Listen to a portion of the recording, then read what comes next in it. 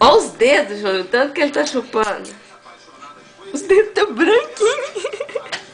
Os dois dedinhos saíram da boca sem nada de soco. Ó, vai no olho. Maria, gente. Vai chorar. Nossa senhora, mas gostou mesmo. Tem gosto, né? É, ela tá gostosa, essa aqui eu experimentei. Ó. Quer mais? Quer? Ó. Ó.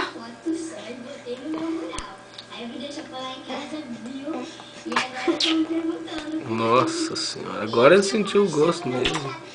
Ó. Júnior, olha os dois dentro da boca.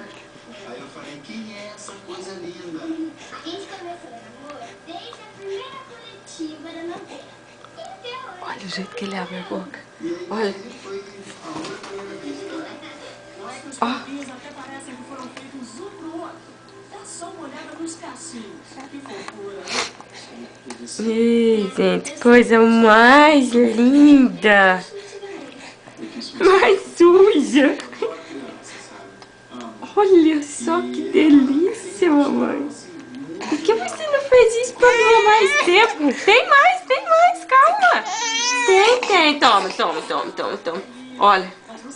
Meu Deus do céu, vai dar trabalho pra você parar de dar essa sopa pra ele.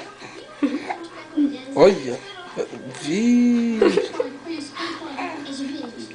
Olha lá a boca.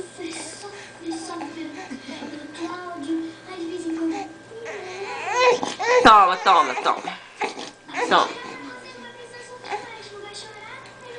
O que eu faço agora? Agora você dá até acabar, Não ó. pode, não. Não pode mais, não. Ele